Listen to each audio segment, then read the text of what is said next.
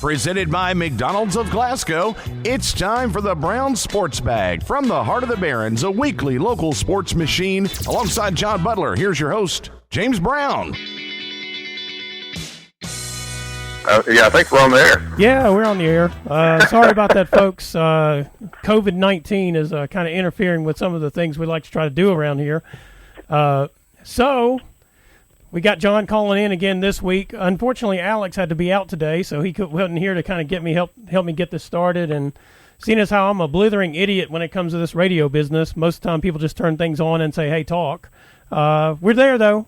John, joining the show. You're better than I am. I couldn't get us on the air. I can promise you that. Well, I'm glad. Thank you for joining me, and thank you for doing this experiment with me. Maybe this week I actually learned what I'm doing, and so if we have to do this again next week, I'll be a little smoother at it. This is, by the way, Brown Sports Bag, brought to you by McDonald's of Glasgow. If you missed the intro, that's John Butler. He's on the phone with me. This is James Brown.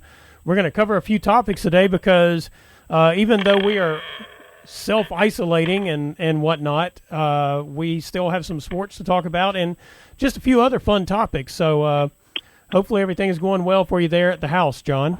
Yeah, everything's fine. It's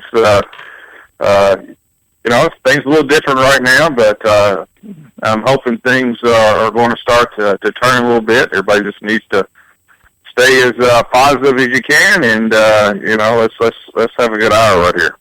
Yeah, so we're going to start out. We're going to talk some free agency. One of the things that happened between last week and this week is that George Fant signed to play with the Jets. I think he got 3 years and a pretty healthy payday. Pretty interesting turn of events for him, going from a basketball player to a tight end for a year with the WKU Hilltoppers and a left tackle with the Seattle Seahawks, getting a shot there. And now he's parlayed it into a contract with the Jets, John. Yeah, multi-million-dollar contract, to say the least. And, I don't know George in any way, but he disappears from everything that I've seen and people I've talked to who know him. That knows George to be a really, really good person. And, it's an amazing story. He did not, I don't even think he played football in high school.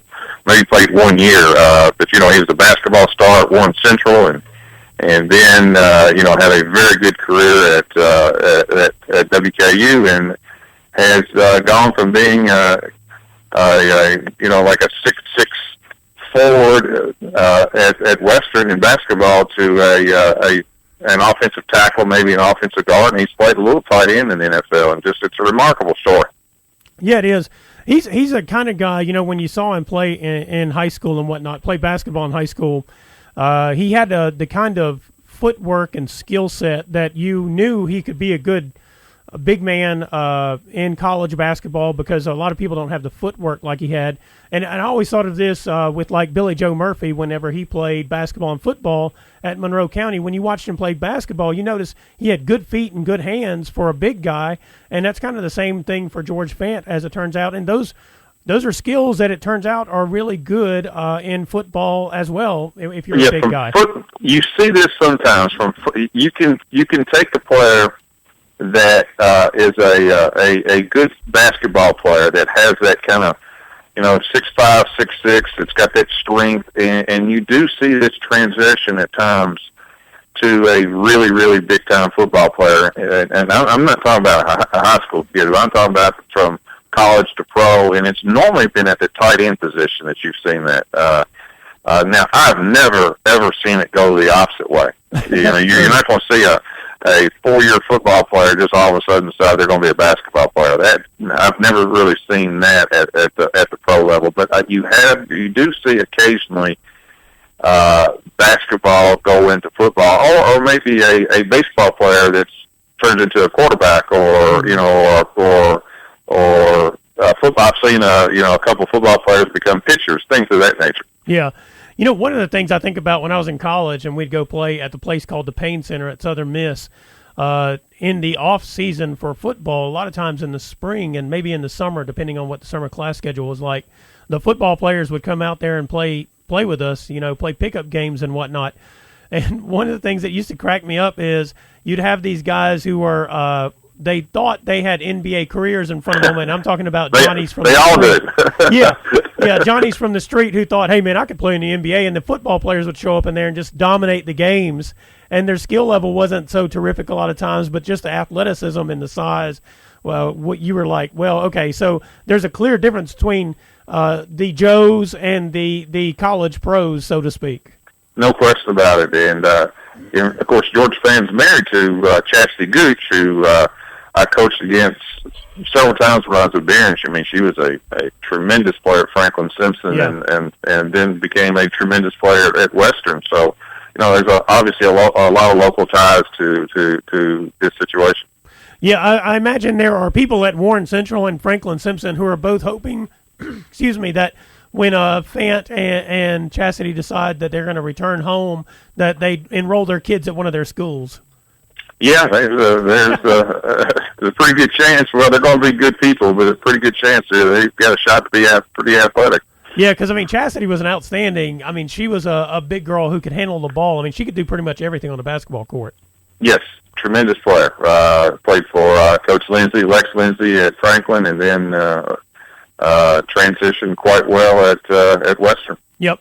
Other NFL free agency, and this isn't necessarily free agency per se, but one of the interesting things that happened over the last week was DeAndre Hopkins being traded to Arizona for a running back, David Johnson. He's a good running back, but still he's a running back.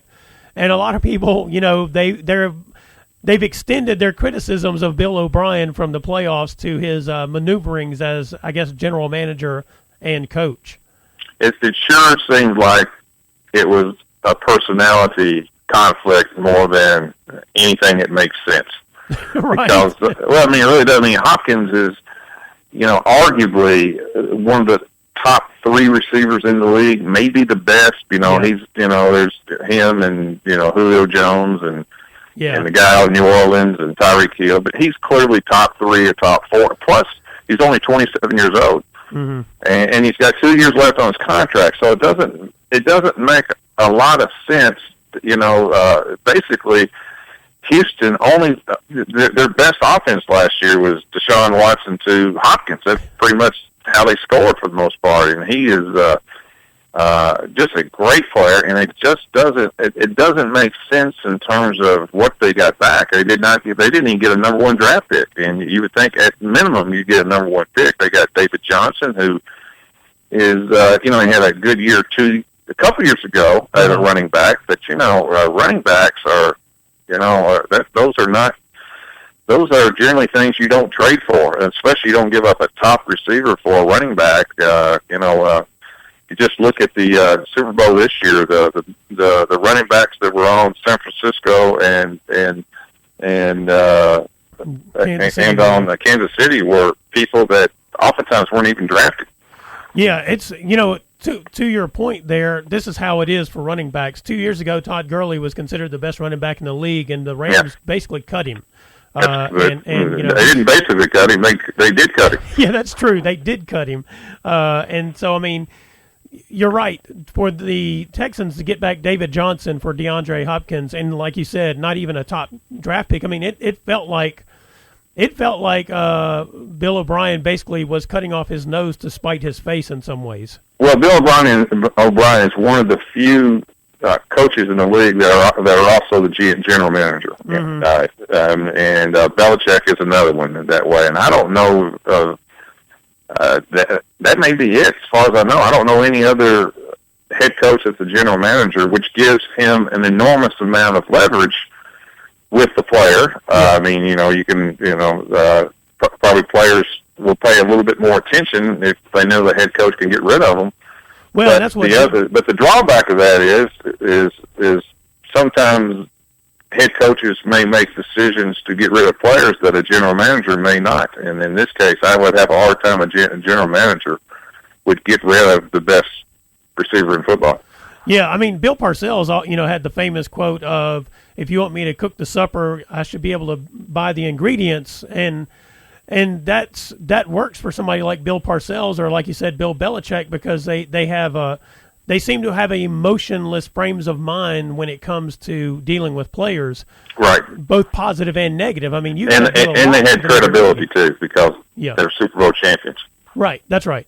And Bill O'Brien just does not have that pedigree, and it looks like he's not headed toward that pedigree at the rate he's going. But and he's going to have a hard time re-signing Deshaun Watson, who's a great quarterback. I'm just interested. I wonder what's going through Deshaun Watson's mind, that he just lost his by far best weapon. Yeah, because as you pointed out, when he wasn't throwing it to DeAndre Hopkins, a lot of times he was running for his life. That's correct. Some other interesting, I thought, signings, or teams that were doing signings. The Buffalo Bills apparently smelled the blood in the water because they went out, got Stephon Diggs, and they signed Josh Norman, cornerback, and they made some moves that it feels like they think they're just like a step away or play away from being the team that can take the Patriots out in the AFC East.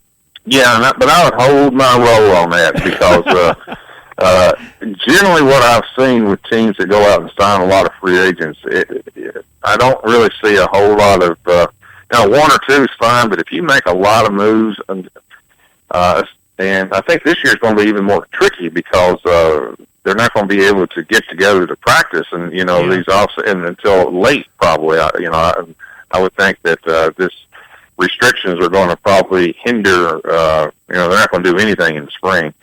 But oftentimes, teams have a hard time meshing with free agents at first, so I would hold my roll. And plus, I'm not sold on Josh Allen, the quarterback of Buffalo. He's going to have two really good receivers, very fast receivers and talented receivers. But Allen so far has not been known for his accuracy. In fact, he's been more known for his athleticism and being able to run rather than throw. And he's going to have to significantly improve before I can put Buffalo in my contender category.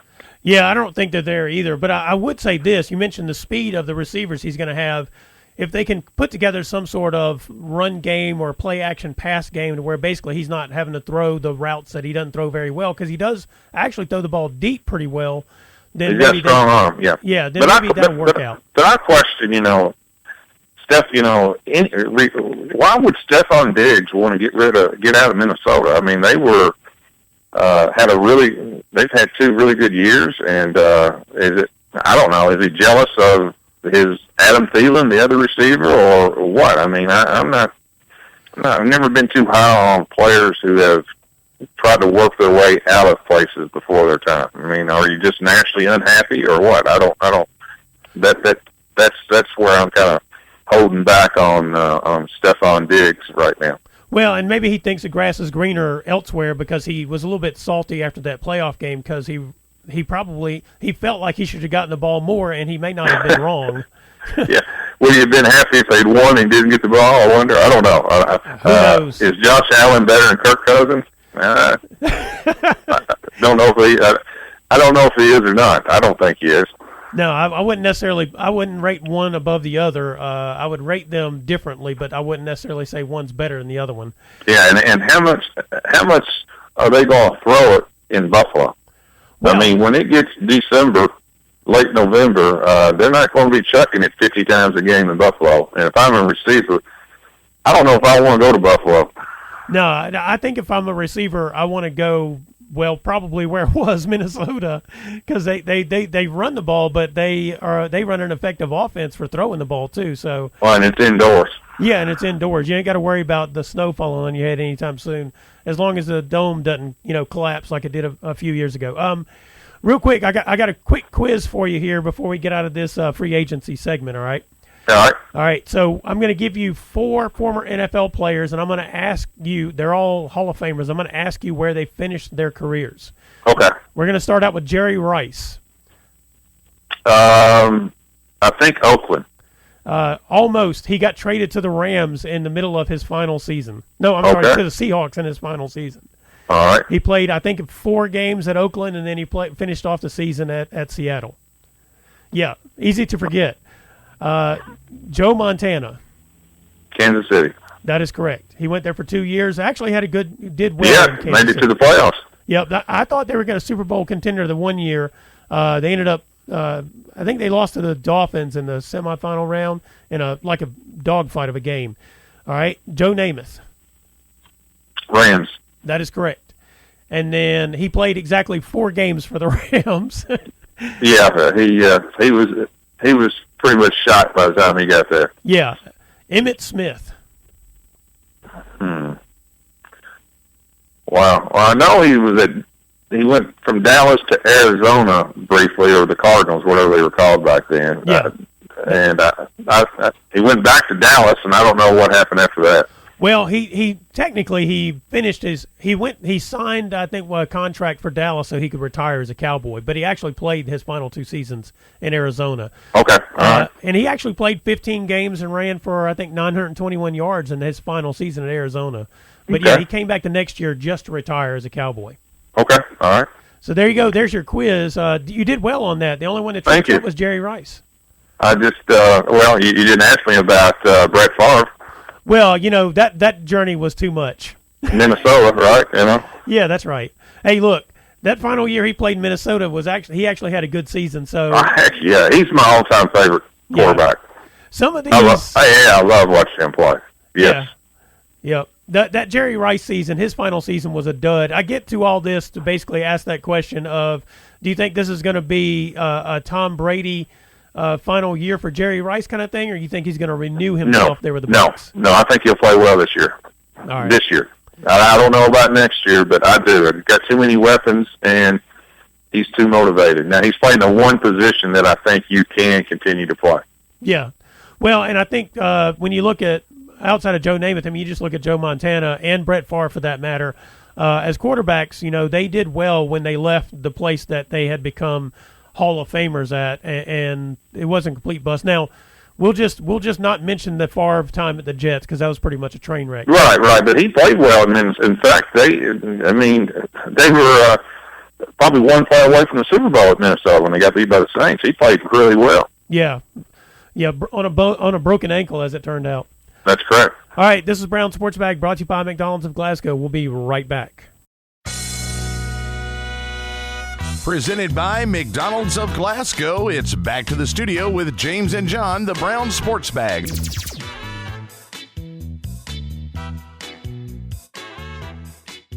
Well, John, our next topic is probably near and dear to your heart as a former college baseball player. It's related to the NCAA granting another season, I guess would be the way to look at it, for spring sports seniors if they would like to take it. Yeah, did they grant everybody an extra year or just the seniors? Do you know?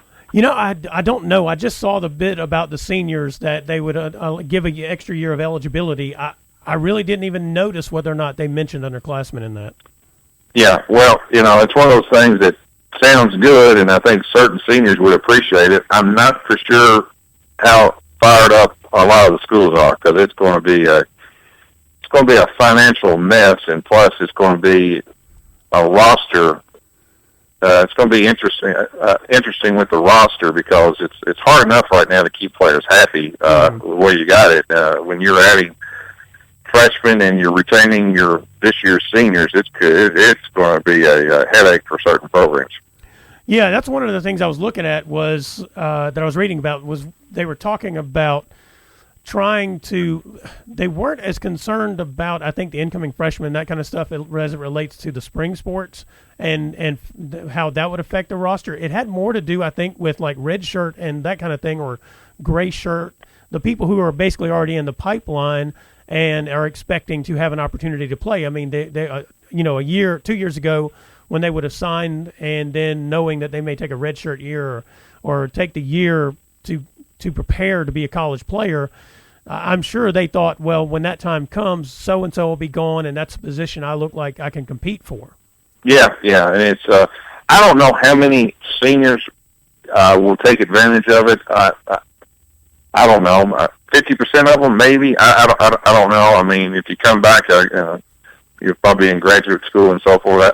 I'm guessing that a lot of your spring sports people are maybe more interested in moving on with their life and certain things, but others would probably want to come back and give it a whirl. But it's going to be a financial issue, because the only sports really in which you get full rides for is basketball, football, and everything else is like a baseball team will only have like so many scholarships, and you have to divide it among all your players and things like that. So you're going to have more people, more than likely, on scholarship, and with the loss of revenue that a lot of these schools lost this year because of the cancellation of the tournaments, it's going to be a real interesting dilemma. And in fact, I would bet that certain schools would probably maybe even opt out of this situation. Well, and that's also going to be the thing. I don't know. Well, going back to the scholarship thing, like with most sports outside of the major two there in basketball and football, you know, I think a lot of times people think of scholarships as a one-off for each person, but sometimes a better way to think of it is a pool of money that has to be divided amongst a group of people. That's correct. Whenever it comes to the secondary sports, the non-major sports that you mentioned, and that's also the thing is, I don't know how often you have red shirts in baseball and softball, but I mean, you really don't have them at all in golf and track and field and that kind of thing. So the people who were leaving were leaving. The people who were coming in were coming in. And one of the things that will be affected to me about those other sports outside of baseball and softball is you often have a lot of foreign students that come in, and their whole funding setup is completely different than it is for domestic students. And also that funding setup generally helps pay for those programs in a lot of ways, because the program's kind of getting money from a foreign country for that student to come there and participate. Yep. No, it's just, you know, I think the idea is it's compassionate, it's good. Yeah. But financially, wow, I mean, it's I think that's a different issue, and I don't know what's to become of it, to be perfectly honest with you. I mean, I was surprised when I think with baseball, each Division I baseball teams, I think they get 11.5 scholarships for a baseball team. I think that's what I read. I may be wrong on that one. But I was surprised at the number of baseball. I think Western had like 36 or 38 people on the baseball team. And I was thinking, that just seems like a lot. When I played, we didn't have that many, I could tell you, at all on a roster. I was thinking we were around 20, 24, 25. So that's a lot of people that you'll have to divide up, and then you'll add the returning seniors and honoring who's coming back. I don't know what they're going to do. I don't know if they would encourage certain people to leave or not invite certain people back, or like I said, I don't know. I think it's a difficult issue. Yeah, it's going to be a brutal situation in terms of decision-making for the coaches and the programs, the administrators of the schools as well, because that's another thing about, you mentioned the number of players on the roster. I imagine many of them are in some way getting academic scholarships and that kind of stuff as it relates so that they can participate. They may get, say, $500 from baseball, but most of what's being funded through scholarship is actually academic. Yes. And there's no discussion, there's no way to discuss, I think, how that money situation gets resolved. I agree. I agree. And it's, I don't know what's going to happen with it. I'll be honest with you. I read something in the paper with the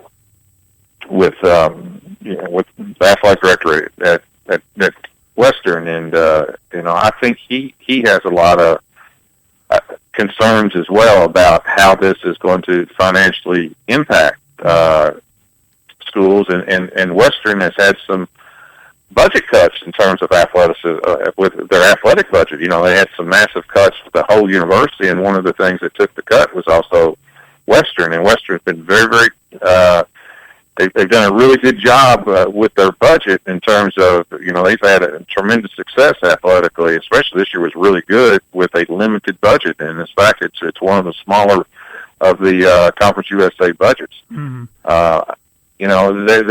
There was talk as well as maybe extending this to the basketball players as well, who did not get a chance to play in the conference tournament. I know Coach Stansberry was really pushing for that.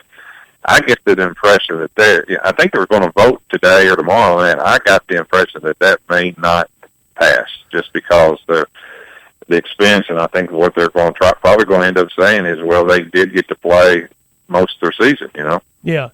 Yeah, I don't know. They don't have a percentage discussion in terms of unlike these, NFL contracts and this kind of stuff where you have incentives to, percentage play or performance incentives.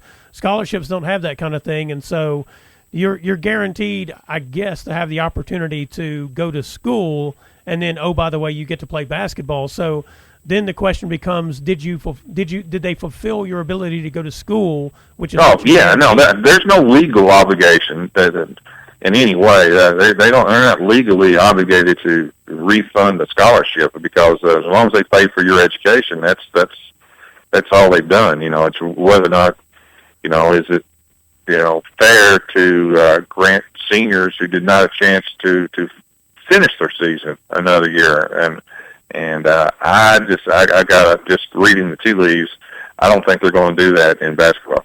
The only way they really could do it is if they say, yes, you can have another season, but the scholarship has run its course. Yeah. And then if you can pay for that if you want to come back and you want to pay for that year of grad school or whatever it is that you would be eligible to be in as a student, then yes, you can be on this roster if the coach wants it that way. I don't know how else they would do it financially for the institutions themselves, and people will talk about all the money they have and all this, but each year is its own year when it comes to these budgets.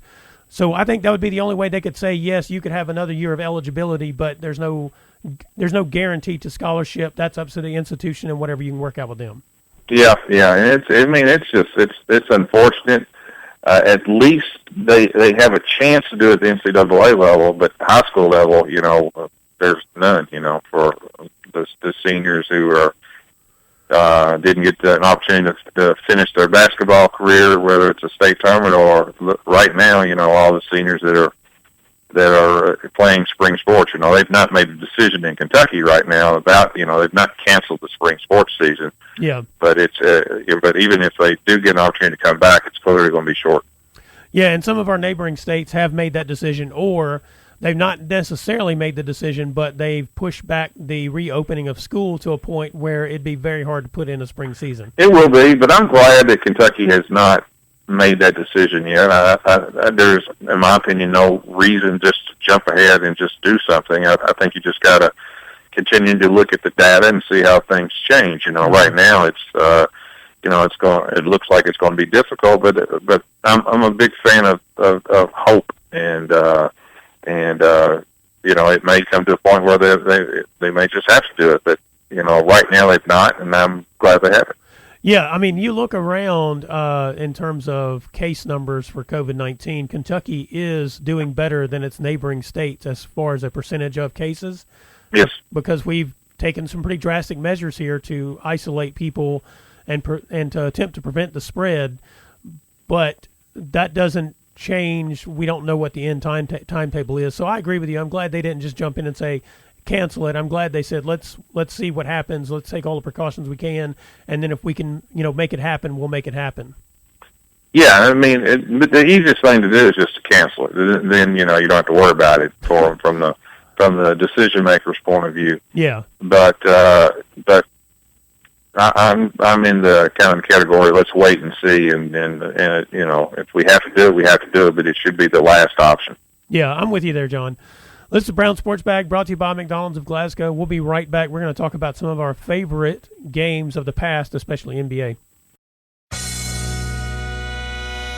Presented by McDonald's of Glasgow, it's back to the studio with James and John, the Brown Sports Bag.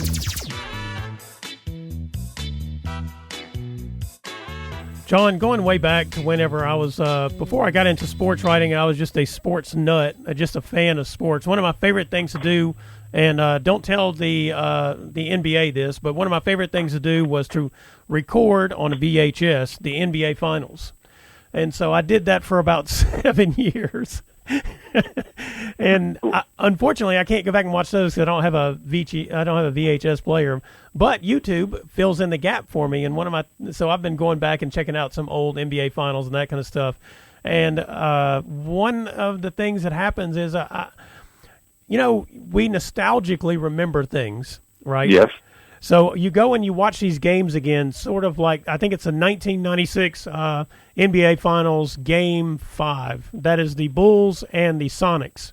And, the Bulls went, 72 and 10 or 70 and 12 that year, I think it was. And then they were up, they rolled through the playoffs. They were up 3-0 on the Sonics in that series, lost Game 4. They come back. They lose Game 5 as well, and that game was brutal. I mean, brutal. That's all I can say. Offensively, it was a brutal exhibition. I don't remember that. That was against Phoenix or Seattle? Which one? That was the one against the Sonics. So against Seattle, okay. Yeah, that was the first full year that Michael Jordan was back, and they picked up Dennis Rodman. But yeah, it was rough. Then I went back and watched the 1988 NBA Finals Game 7. That's the Lakers and the Pistons, and the Lakers were trying to be the first team to repeat in 20 years, and they were successful. And one thing about that game was, despite the reputation of the Pistons and the Bad Boys, that game was not brutal to watch. It was there were jitters of a big game, people missing shots they usually would make, but in terms of like how the game was played, it was played pretty smoothly. That was Isaiah Thomas and Bill Laimbeer and those guys with Detroit. Then is that correct? Yes, and they also had Adrian Dantley, which I forgot. From Notre Dame? Yep. And he had a great game. He and James Worthy both were just like showing out in that game, and everybody else was a little bit rusty, I thought. Not rusty, probably just uptight. Now, Isaiah Thomas had hurt his ankle in Game 6, and that had a huge impact on that game and Game 7. So, the Pistons had the Lakers down 3-2, and then Thomas got hurt, and the Lakers won games 6 and 7 to win that series. That was Magic and Kareem and James. Were they still playing then? Oh yeah. He had a great game 7, as a matter of fact. He was the MVP of that series. Okay, all right. My NBA is. I had two favorite players of all time. It was NBA, and that was Larry Bird and Michael Jordan. Yeah. Those are the two players that I loved watching play. And Bird and Magic and the Celtics and the Lakers and all those games in the mid to early '80s were fantastic games between those two. And then in the '90s, just Michael Jordan was. I still believe he's the best player that I've ever seen play. And sorry for all the LeBron fans, but Michael was just, never lost the finals, and just was an incredible offensive and defensive player as well. And his games against they finally got over the hump against the Pistons, but also his conference finals against the Knicks and games against Utah, with Karl Malone and Stockton and those guys. And I don't remember a specific game as much as I just remember watching Michael and Larry Bird their games in their series. One of the things I decided after watching some of the old games from the 80s and old games from the 90s is that I actually really enjoyed the way the game was played in the 80s. And I don't think it's just my bias because that was when I really got into basketball. And to be honest, I was not a Bird fan, but that's because I was a Lakers fan. But the game, the thing was, there were a couple of things that stood out to me. There were two things that I hated about it when I watched it, but there were a couple of things that stood out to me. The passing was really crisp. Like everybody, the big men were able to pass the ball. There was a lot of good passing on those teams, Pistons included. Well, they actually had big men that actually played. Yeah, that's rather than just ran out and screened the ball. Yeah, I mean they ran offenses. It wasn't just isolation plays. And today's not necessarily isolation. Back in the mid to 2000s, late 90s, there's much more isolation. There's more free movement now. But what I mean is that for the most part, most people use their big guy today as a ball screener. Yeah. They screen the ball and then they roll and do things out of that. They rarely ever just throw it inside to him. And back in the Bird days and those days in the 80s, you had big guys. They had Robert Parrish, Kevin McHale, Kareem of the Lakers, and Elijah Wan of Houston. They had big people who were just not, I'm just going to screen and just hope the guard throws me the ball. They actually, it was a different style of play that I think you'll come back to that someday. Every time you go one way, there'll be always somebody goes the opposite. But But right now, if you're a big guy, you better be able to screen and to guard a ball screen, because that's about all you're going to do for the most part. Yeah, it's going to be, can you show, and then can you crash the boards for the rebound if your guard misses the shot? That's correct. And the game back then was played differently. But you can't tell me that, Michael Jordan would dominate today. Larry Bird would be a dominant player today as well. I mean, those guys were so good. Magic was tremendous. But you're telling me, people are saying Kareem could not play in today's time. He would just be a ball screener and a roller. I just kind of roll my eyes. If that's the case, then our coaches today aren't very good. Well, and that was what I was going to say. The two things that I did hate about the game was they had not yet instituted the back down rule, which basically you can't have your back to the basket, I think, for more than 5 seconds. Right. And they instituted that because of Shaquille O'Neal. But one of the things that would happen is Magic Johnson, Joe Dumars was on him, and so Magic Johnson would start at the top and basically just back him into the paint. Yeah, that's not real exciting. No, that wasn't. Now, the upside of that was if you had a double team, at least he could pass out of it, and that would create other shots. Right. No, the isolation and backing down is not a lot of fun to watch. I agree with that. Yeah, the other thing was I hated illegal defense. I just thought it was two things. One was it was anti-basketball, in my opinion. The other was it was confusing as all get out. I don't know how they managed to call it for all those years. Well, guess what? They still have it today. Well, I think they just don't call it anymore. Well, I mean, there are still illegal defenses today where that you can play zone now, where you used to play the zone, but you can't. But you have to. You can't just stay in the lane. You got to be within so many feet of your player. It's almost ridiculous, to be honest with you. You would think the best players in the world could handle a zone. Yeah. That's one of the things. Like, I don't mind there not being specifically zone in the NBA, but I'm with you. If they were to allow the zone all the way in, what you were just discussing about the high screen and roll and the big man and all that kind of stuff would have to change. And I think it would have to change to more of what we used to see, which is a big man who can play off the block and then make passes out of those setups. Yes. And, they're almost extinct right now. Uh-huh. Well, and so those – now, when I watched the games in the 90s, what happened was in the 80s – they still called what I would consider to be contact fouls against players, no matter who they were, because, as a matter of fact, I think it was Bill Laimbeer got 2 early fouls trying to guard Kareem Abdul-Jabbar in that Game 7 I was watching. So they still called those kind of fouls, which they don't seem to actually call anymore. Now it's, did you basically get an advantage, knock them off the ball, that kind of stuff, maybe. But if you are a runaway freight train a la LeBron James, it doesn't really matter. You're going to run through that contact anyway, and you're probably not getting some of the calls you probably should get. Right, but you also can't. If you foul him hard today, they'll throw you out of the game. And back then, if you wanted to come in and do that, they would knock you down, and all you're going to get is a foul unless you actually break somebody's neck, I guess, when you come in there. Yeah, and that was the thing in the 90s. What kind of happened was, from watching these games, it begun to have the more physical. Can we physically intimidate and dominate you versus the skill? Pistons were good at that. Yeah, and of course, then what happened was the Knicks were good at it with Riley, and then the Heat were good at it with Riley, and then it became a little too ugly. Yeah, and then the game had to adjust again to make it more freewheeling. Where there's more space and less physical contact. Yeah, so I encourage anyone who likes to actually talk about and when the game was better and this kind of thing.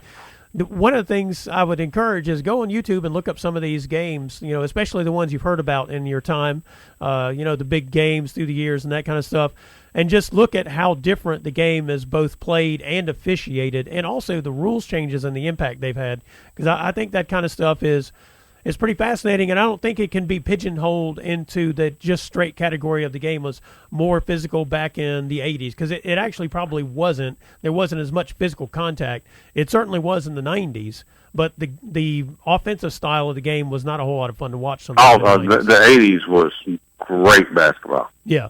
Well, and you mentioned, I mean, it was the other thing that happened in the 80s is you did not have the mass expansion yet. I think you were 6 teams less than you have now. And so you would have bench players that would be starters for people now, and they were skilled basketball players. So your bench would have guys coming in who could really play the game. True. And the other thing, if you notice, looking at the film back then, too, is players did not spend near as much time complaining to an official after every call. No. I mean, they still talk to officials, but, unlike today's game in which, every call is a crisis, you didn't have that. Well, I think one of the things that's happened is the NBA must have leaned on officials to not hand out so many technicals or something, because if you remember in the 80s and 90s, if somebody got up into one of the officials' face like they do sometimes now and they're complaining, even if they're saying, I'm sorry, that guy's at some point is going to turn around and say, here's tech 1, tech 2, you're gone. I mean, that's exactly right. The game may not be – the technicals may be handed out more for how the players commit fouls on each other, but they're certainly not handed out for how the players respond to the officials. No. I agree. It's one of the things I dislike the most. I'd love to see the NBA right now, but it's one of the things I dislike the most about the NBA in the last couple of years is just the constant berating of officials over just obvious calls. I mean, it's ridiculous. Yeah. Well, and anyway, so here we go. I'm going to break this down for you. When the NBA comes back, here's what I want them to do. I want them to fully allow zone defenses, get rid of any kind of illegal defense, no matter what that setup is. I want to see that. Okay. That's not going to happen, but yes, that's a good wish. I also want them to tech people who decide they just got to argue with the officials all the time, because that's just slow. That makes the game slow down and in a way that is not very enjoyable, because then the game is, despite the action being more open and player movement allowed without fouls off screens and that kind of stuff, the interceding part slows the game down when people argue with the officials. I'm in favor of that, but the NBA union's probably not. Yeah, they probably would not like that, but and then the other thing I'd like to see is I would like to see them with players with the ball have more freedom of movement, especially in the paint, so that people could run screens and whatnot, in down low and that kind of thing, which you just don't see off-ball screens. You just don't see that kind of stuff a whole lot. No, there's nobody in the lane. Yeah, right. So, I mean, I'd like to see more calls made about the physical contact to try to get the players to adjust how they play each other defensively. Yeah, well, let's try that. Well, first of all, we got to get the players back. Yes, well, that's let's right. Let's work on that, and it appears to be more and more like they're trying to figure this out. Yeah, we'll send them a Brown Sports Bag memo before next season and tell them these are the things they have to do. How about that? That sounds good. I'm in. All right, sounds good. Well, this is Brown Sports Bag, brought to you by McDonald's of Glasgow. We'll be right back. Presented by McDonald's of Glasgow, it's back to the studio with James and John, the Brown Sports Bag.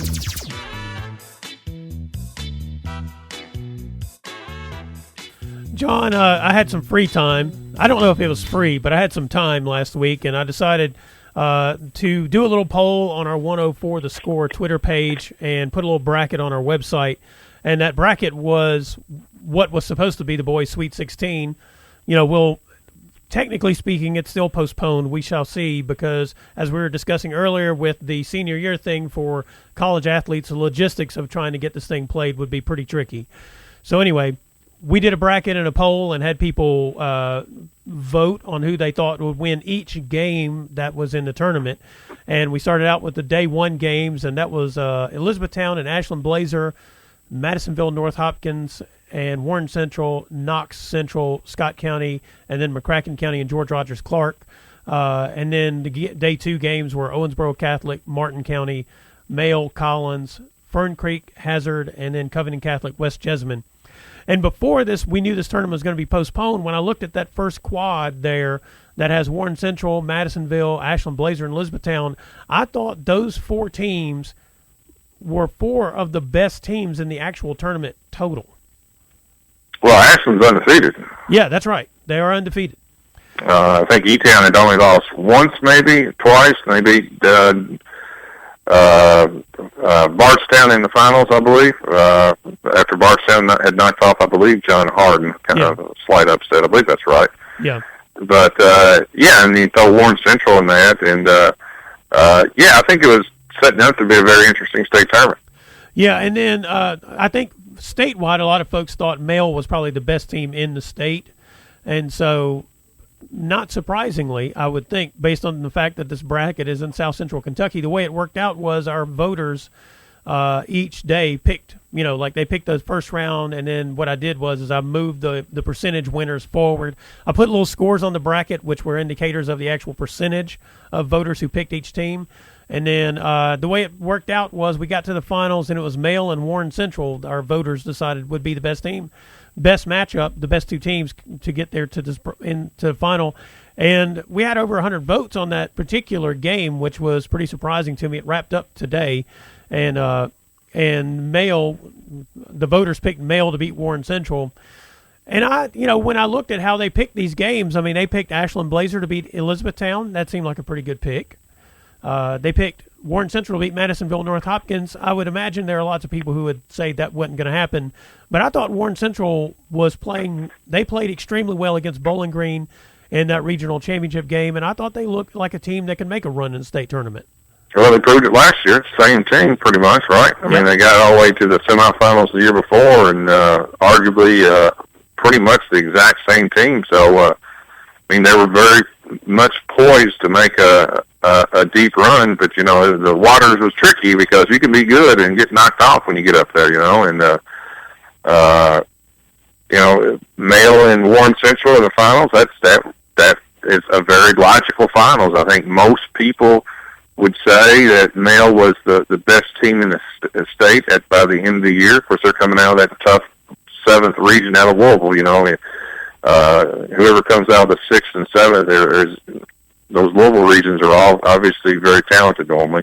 Yeah. But the team that I would always look out for would be any team. The 6th and 7th are always strong because that's Louisville one. But what's been proven here lately is the 9th has been awfully good. That's Covington Catholic. They want every team that comes out of 9th, whether it's Catholic or whoever, tends to be underlooked among the state, and they tend to be really good. Yeah, we've had a couple of years, I think, where Covington Catholic was considered maybe the best team in the state. But you're right, a lot of times, because, that's the same, Scott came out of that particular region as well.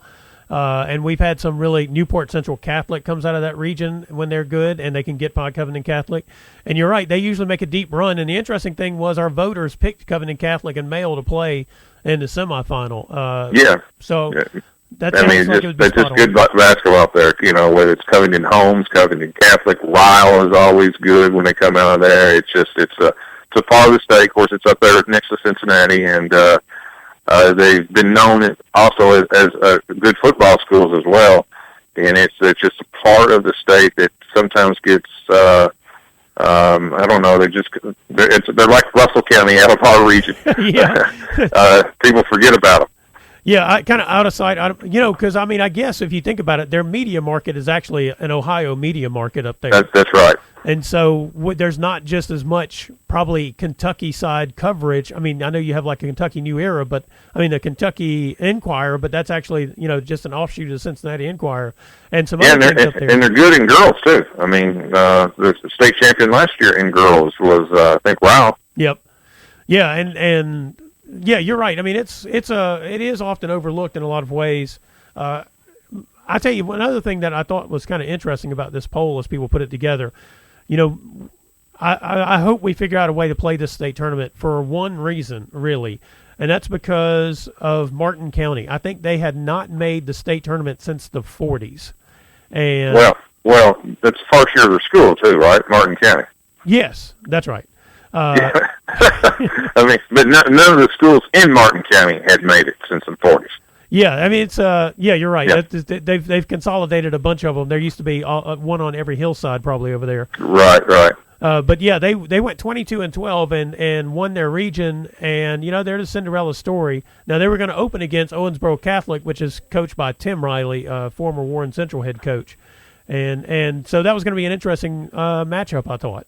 Yeah, it would be, but it's they've had a really good mountain schools, obviously, whether it's Clay County or Paintsville or whatever have come out of there. But I didn't sense that Martin County would be a threat. But it's a good story. Of course, the other big story was Ashland's trying to be the first undefeated team in years. They were 30-something-0, won the 16th region, and they would whether or not they could finish the deal.